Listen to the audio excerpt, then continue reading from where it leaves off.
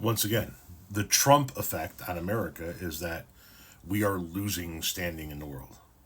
Not only is our economy cratering, not only are we in trade wars with multiple partners, not only are our incoming members of government leadership in other countries going right after Donald Trump, not only is the world not going to back down from his ignorance and his threats and his tariffs and everything it is that he wants to do, but now we as a nation are lumped in with him and his ignorance. We are now on a human rights watch list. We have some breaking news right now. The United States has officially been added to a human rights watch list over recent moves by Donald Trump that curb civil liberties in the United States. Today, Civic US has added the United States to a list of potential human rights threats. In a statement, the organization writes, quote, restrictive executive orders, unjustifiable institutional cutbacks, and intimidation tactics through threatening pronouncements by senior officials in the administration are creating an atmosphere to chill democratic dissent, a cherished American ideal. The United States now joins Congo, Pakistan, Serbia, and Italy for the first updates for 2025 for this group. And it's one of 42 countries this organization rates as, quote, narrowed on freedom. Obviously, there are increasing concerns in the United States in recent weeks and months. I'll do a full breakdown on what this all means on my Substack shortly, so be sure to subscribe for free at the link in my bio. As always, comment below your thoughts, spread the word, and follow along for all the news you need to know about. We're now on a human rights watch list because of our narrowing of citizens' freedoms.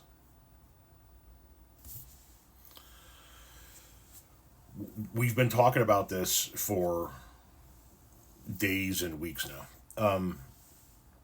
We're in the 100-year cycle. Things tend to be cyclical in 100-year cycles, right? Well, what happened 100 years ago tends to come back around because we've gotten so far removed from the 100 years ago that we begin to forget our history. And that's where we're at right now. Think about where we're at. It is 2025. What was 100 years ago? 1925. What was going on from 1925 on 100 years ago?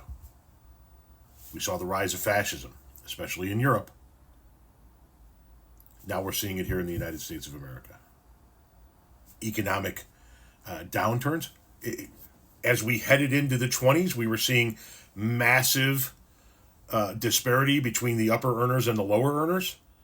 We went into rougher economic times, eventually a recession, eventually a depression with the rise of fascism across the country and nationalism. And then we wound up fighting a world war. What's going on now in 2025? We see the rise of fascism, especially here in the United States of America.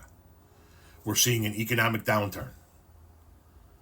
Every economist is now predicting a recession by the end of this year. You have Donald Trump, who has always praised the markets, always talked about the market, telling you not to look at the markets because it's losing thousands of points.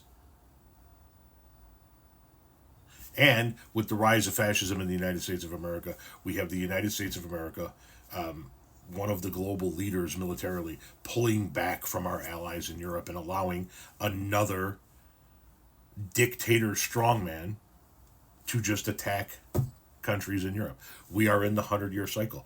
We are now going through what the people in the 20s and 30s in the United States of America and elsewhere in the world went through 100 years ago.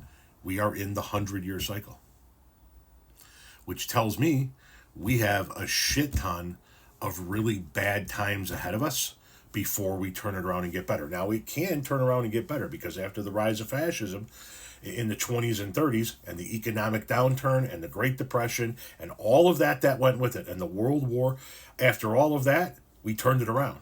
We started taxing corporations here in the United States of America. We had an economic boom. We saw prosperity in the late 40s, 50s, and into the 60s, the likes of which we never seen before. We formed NATO. We were able to keep fascism at bay. But I think that we're going to have to go through it all over again. We're in the 100-year cycle. So to the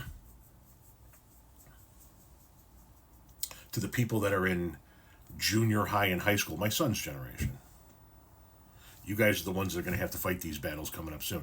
And people are going to go, what about Gen Z and millennials? Gen Z, yes, way more than the millennials. Keep in mind, the millennials are now the parents, right? They're the 30s and 40s, and they own homes and businesses. And they're going to feel it like everybody else is, but it's going to be the millennial or the Gen Zers and the Gen Alphas that are going to wind up having to fight this fight, like the greatest generation had to do a lifetime ago. We're in the 100-year cycle, folks, and it is not going to be pretty.